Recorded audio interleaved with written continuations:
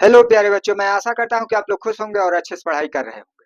तो यहाँ पर आप देखिएगा कक्षा 10 गणित अध्याय 3 दो चर वाले रैखिक समीकरण युग्म, इसका बहुविकल्पीय प्रश्न छठवां जो है हल करने जा रहे हैं।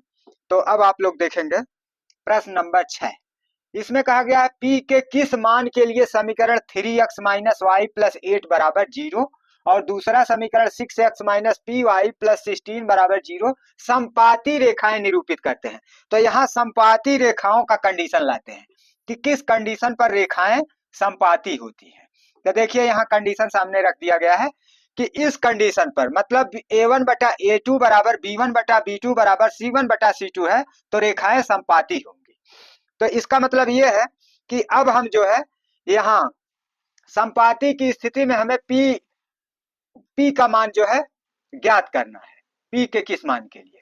तो अब हम a1 बटा a2, तो हमारा मान जो है जैसे x का गुणांक है और y का गुणांक, इन्हीं x y के गुणांकों के द्वारा ही p का मान ज्ञात हो जाएगा। अगर नहीं ज्ञात होगा तब ही हम जो है c1 बटा c2 लेंगे। तो इसलिए ये दोनों हम लेकर के पहले हल करते हैं, देखते हैं कि जो मान हम p का हल कर रहे हैं वो इस विकल्प में है कि नहीं है। वैसे इसको भी लेकर हल करेंगे तो भी आएगा और इसको भी लेकर हल करेंगे तो भी आएगा, इसको लेकर हल करेंगे तो भी आएगा, एक ही मान आएगा।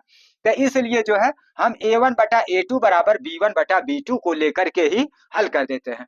तो यहाँ हम लिखते हैं a1 बटा a2 बराबर जो है b1 बटा b2। तो अब हम इन दोनों का मान रखते हैं।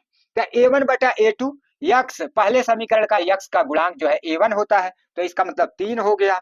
अब बटे यक्स का गुणांक यहाँ 3 है और दूसरे समीकरण का यक्स का गुणांक a2 का मान होता है तो यहाँ 6 है तो बटे जो है 6 हो गया बराबर b1 जो है पहले समीकरण का y का गुणांक है तो यहाँ y के आगे कुछ नहीं है तो इसका मतलब सभी संख्याओं में 1 का गुणांक होता है तो इसके आगे 1 मान सकते हैं, माइनस लगा है तो माइनस 1 हो गया। तो माइनस 1 b1 का मान हो गया। अब बटे दूसरे समीकरण में जो y का गुणांक है वो b2 होता है तो y के आगे जो है यहाँ माइनस p है तो ये b2 का मान माइनस p हो गया। अब इसको हल करते हैं तो ऊपर नीचे माइनस है तो इसका मतलब माइनस में माइनस का भाग होगा तो यह जो है प्लस हो जाएगा।